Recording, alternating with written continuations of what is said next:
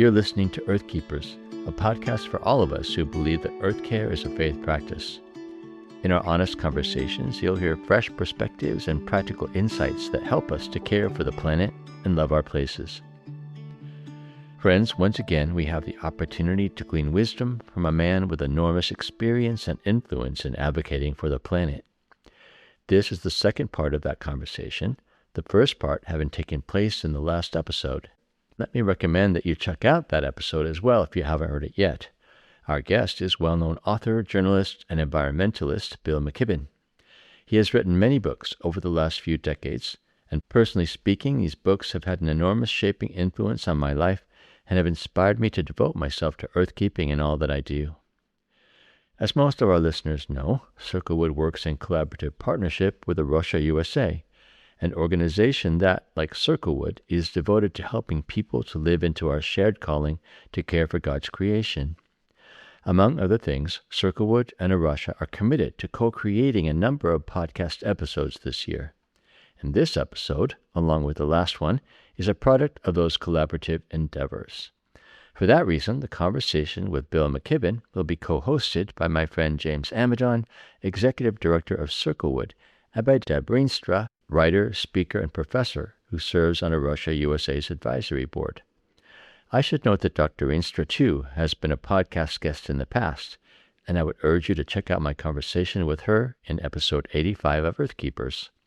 She, too, has a fantastic podcast called Refugia, in which she explores how people of faith can nurture life-giving spaces in the earth, in our human cultural systems, and in our spiritual communities. So, here we go with part 2 of our podcast conversation with Bill McKibben.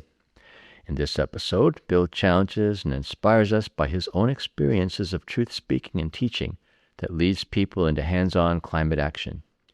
He also helps us to understand the great advances that have taken place in renewable energy, and how solar farms, for example, are helping insect pollinators to thrive, and how the submerged bits of floating wind installations are providing new habitat for a diversity of sea life. Bill also helps us to understand the responsibility of faith communities, not just to mobilize people to care for and love their places, but also to speak up about the moral corruption of governments and corporations that have mired us so deeply in our current climate crisis. Welcome, friends, to the Earth Keepers podcast.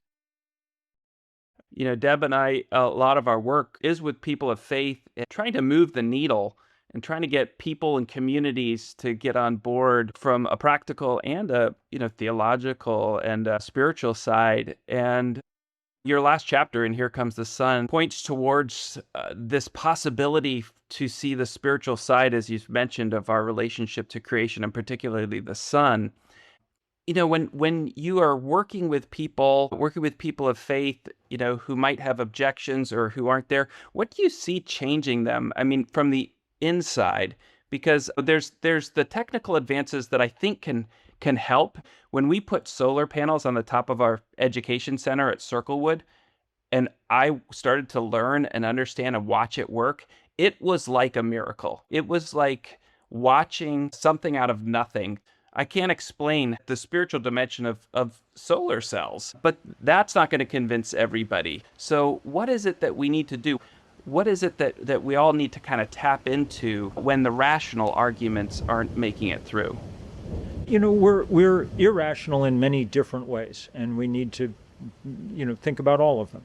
So I've lived my whole life in rural America, deep in rural America, some of it in red state America, some of it in purple state Vermont.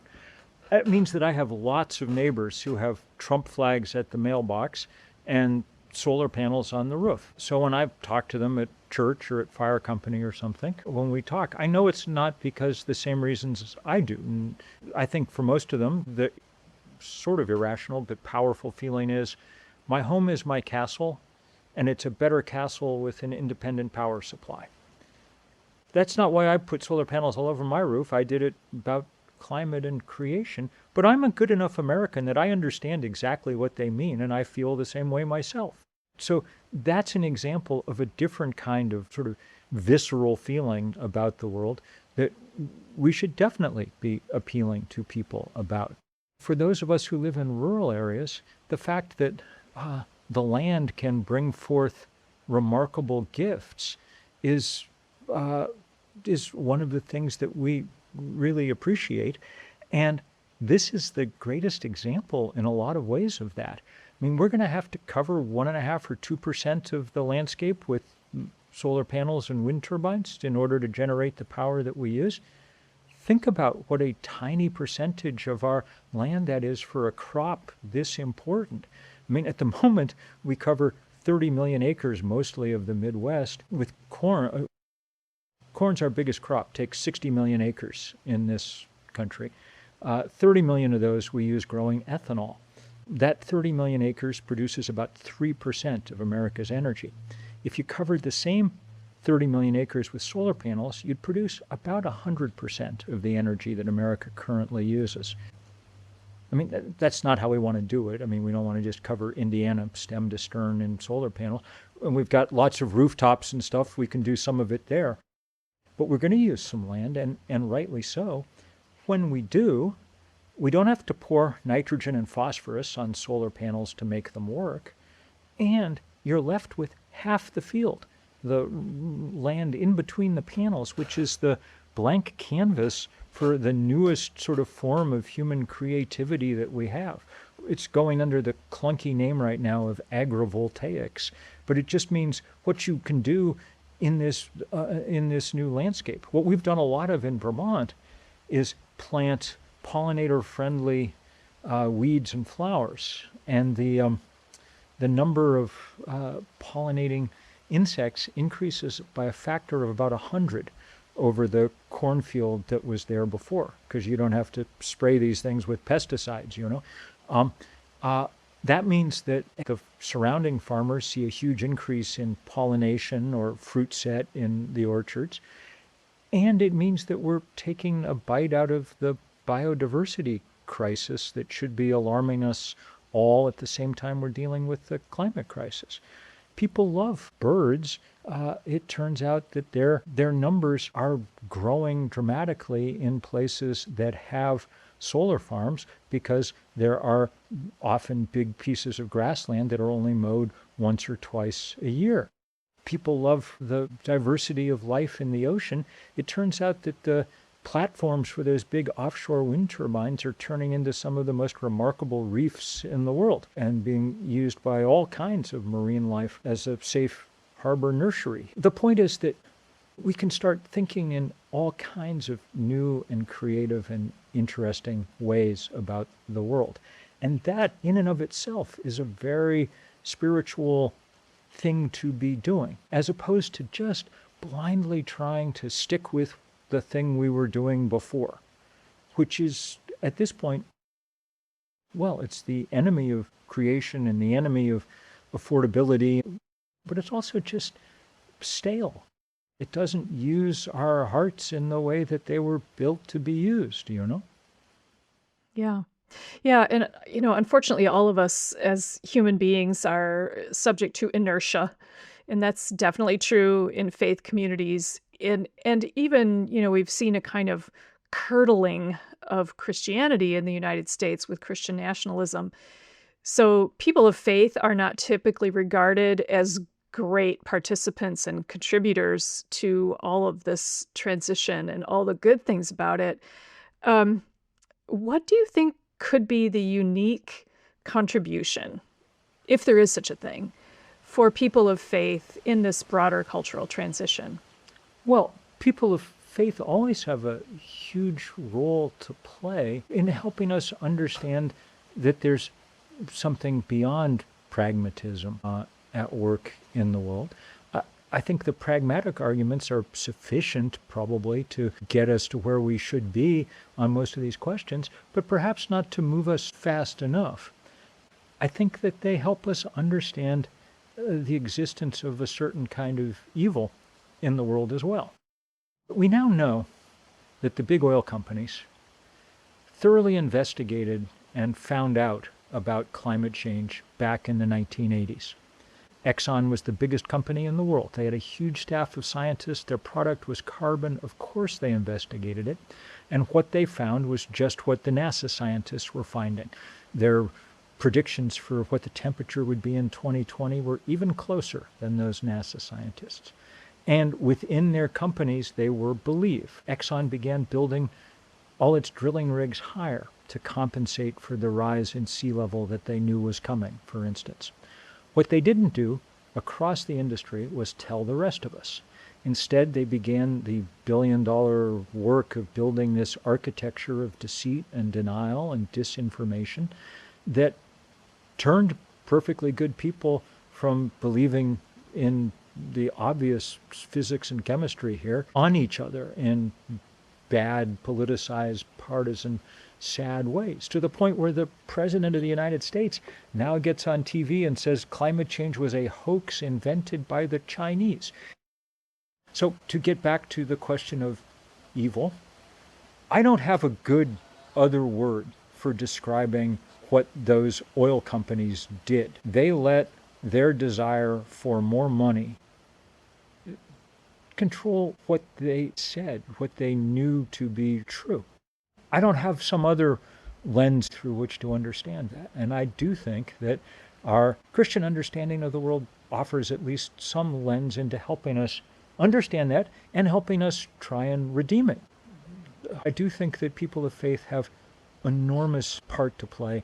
And I think, obviously, at the deepest level, it stems from the fact that we have a different set of marching orders, Literally on the first page of the book, and it's one of those books that people tend to read the first page of more than the rest, we were told that our job was to safeguard creation. God had done this work that he was quite proud of. This is very good. Look, I'm handing it over to you. Your job is to take care of it. And we've done a poor job. In the gospel, it's pretty clear that our basic job is to love our neighbor, not to starve our neighbor, not to make it so hot they can't grow food, not to flood our neighbor out, to love our neighbor. So right now, a solar panel is like a peace symbol, and it's like a symbol of love to everyone around us. And I always smile when I go by a church and see the roof of that church covered in solar panels. I think there's a church that's figured out, A, how it's going to pay the pastor's salary with the savings off its electric bill, but B, has figured out that it plays a role inside the walls of the church and literally outside the walls of the church too. Hey friends, Forrest again, just popping in to make a quick comment. Hopefully this conversation is challenging you to consider just how powerful it can be when people mobilize around common beliefs and act out of core convictions of faith. If you want to learn more about how people of faith are making a difference in the world, we've got a podcast you should check out. It's called Think Global, Do Justice, hosted by Brandon Stiver. Each episode brings you into conversations with leaders from around the world that are working in missions, global development, and human rights. You'll hear from organizations like World Relief, Convoy of Hope, and Cure International, as well as thought leaders like Eugene Cho, Ruth Padilla de Borst, and Alan Hirsch. From orphan care and community development to peace building and nonprofit leadership, every episode invites you into meaningful conversations that matter. So have a listen to Think Global, Do Justice wherever you get your podcasts. For now, let's get back to our Earth Keepers conversation. Yeah, I'm wondering, thinking about those simple choices, practical choices, whether it's investing in solar panels or an EV, planting pollinator gardens. I mean, all those solutions are readily available for all of us, and there's lots of training. There's really no excuse to pursue them on an individual and a small community level. But when it comes to things like your description of what big oil has done over the years, when people think about climate change and these big issues, it's really easy to feel like it's too big. And I'm wondering if you would take us through how your work of organizing, especially right now through Third Act, helps address that kind of feeling and issue. It is too big. The American impulse default is always towards individual action. Those are perfectly good. I'm happy I have solar panels on the roof and an EV in the garage. But we're not going to solve this crisis one vegan dinner at a time, one Tesla at a time. The important role for individuals is to be less individuals and to join together with others in movements big enough to make change happen. Change in the basic economic and political ground rules that then shift how things come out. That's why we build things like Third Act. So Third Act started 4 years ago with the recognition that there were a lot of us over the age of 60, and that we've had this idea in our society that political change was the work of young people. But in fact, if you think about it, older people have skills built up over a lifetime and a network of friends and family built up over a lifetime, and they have time, and they have a new set of concerns about legacy. Once you're nearer the exit than the entrance, you start thinking a little more about what you're going to leave behind. Your legacy is the world you leave behind for the people you love the most. And we're in danger of being the generation that leaves the world in considerably worse shape than we found it, our country and our world. And that's a bad legacy. So we started Third Act to protect the climate and the democracy. We thought those were the two things under the most unique threat. And it's been great fun. We have about 120,000 volunteers around the country and big working groups in most states. They've been very effective. One of the dirty secrets of state and local government is that 500 or 600 people in a state are enough to be very, very powerful lobby because so few people bother to take seriously local and state government. They're doing beautiful work at the moment. This Simplify Solar project is a big part of what they're up to, working on solar reform and plug-in solar. And that's why we have these laws now in state after state after state. But they also work hard on democracy. We've just been doing this series of videos with some of our very oldest members in their 90s and 100s, people really too old to get out in the street and demonstrate and things for the most part, but who want to be a part of ongoing change. And I started interviewing them because I was struck by the recognition that as we celebrate our 250th birthday as a country this year, that if you're 83 or older, you've been around for more than a third of American history, which I think gives you a certain credibility to talk about the moment that we're in. And so what they're saying over and over again in these videos is how odd and different this moment is. I mean, look, everybody, no matter what their politics, has had presidents they liked or didn't like or whatever. But I don't think there's ever been a moment like the one we're in now where people are just ripping up all the rules and all the norms and all the things that we're used to. There's definitely never been a moment when the President of the United States decided to tweet out a picture of himself as Jesus, I'll tell you that. The just sheer blasphemy of the moment that we live in is enormous. But the videos these older people were doing were very powerful. There's a woman who said, when I was 4, I watched my sister die of polio. Can I tell you how mad it makes me to see them messing around with public health? The guy who said, I took my commission in the Navy shortly after Pearl Harbor. Can I tell you how mad it makes me to see the president treating so lightly our troops and talking about how fun it is to bomb Iran and things like that? So on all counts, I think older people have a significant role to play. And part of that role is backing up younger people. On these questions of climate, there's been a lot of talk about how anxious young people have become, climate anxiety. When I talk to younger people, and I've spent much of my life organizing with younger people, my feeling is that they're less likely to be anxious about the climate itself than about the idea that they've been left to deal with it on their own, which I'm afraid is essentially true.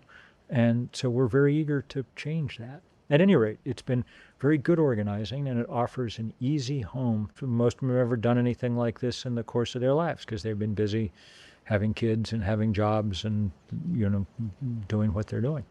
And of course, because they're that age, a great many of them grew up going to church, So it definitely has some echoes of that as well.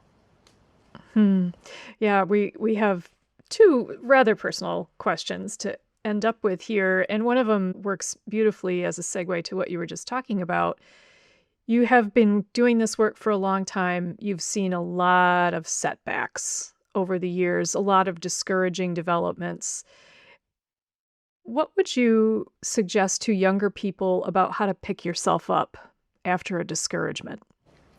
Well, it's a good question.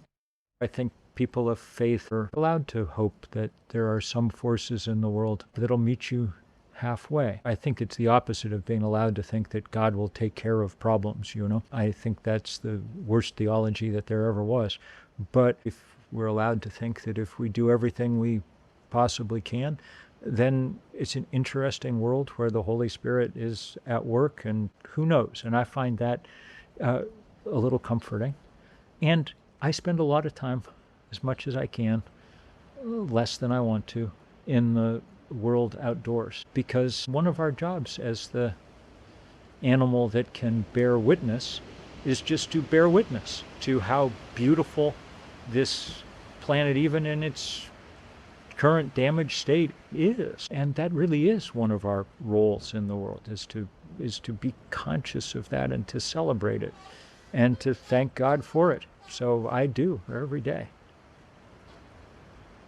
Yeah, it leads right into my final question for you. You'd written towards the end of the book, Here Comes the Sun, that activists, people working for change, doing this kind of work, are extremely bad at one thing, and that's celebrating. And I can relate, because the work that I do is it's always what's next? And yep, you get a win and you move on to the next. And, it's almost like a discipline to stop and celebrate with one another. So thinking both on a big scale and also with you personally, Bill, what are you celebrating right now? I'm lucky.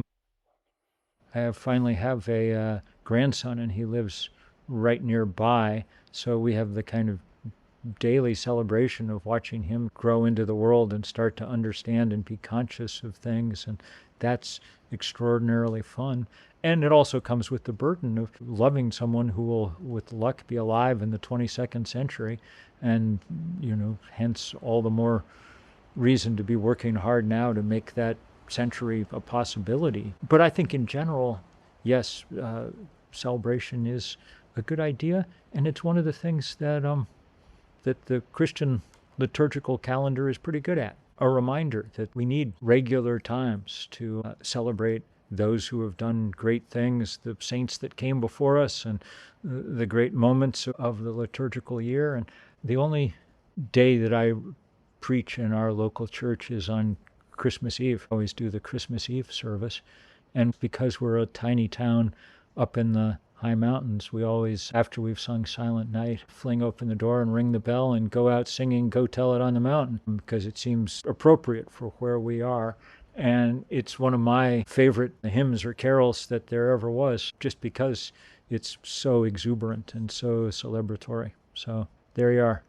Yeah. Well, it's certainly been a wonderful thing to celebrate to be with you, Bill. And thank you for your work. Thank you for your voice, for your absolutely relentless work in this area, and your faithfulness as well. Thanks, both of you, and what a pleasure to just say thanks for the work that you all do on a regular basis. It's important to all of us, and keep it up. So, friends, that was the second part of our conversation with author Bill McKibben. Check out our show notes if you want to know more about him and what he's up to these days. For me, the most provocative thing Bill said in this part of the conversation is that there is a role for everyone to play in the larger endeavor to save the planet. Implicit in the stories he tells is the message that none of us can afford to sit back and trust others to do the work for us. To that point, Bill makes it clear that if any age group has the time, experience, and resources to invest in working for lasting environmental justice, it's the over 60 crowd. Indeed, I would contend that older generations don't just have greater capacity to work for the health of the planet. Many would contend that they bear more of the responsibility for the damage that's been done, and investing themselves in Earth advocacy could be seen as an opportunity to help right past mistakes. In any case, if you know someone who you think would be interested in becoming an agent of change, working in community with others, please send them a link to this episode, and maybe even point them to the organization Bill helped start called Third Act, a group that harnesses generational power to help safeguard our climate and our democracy.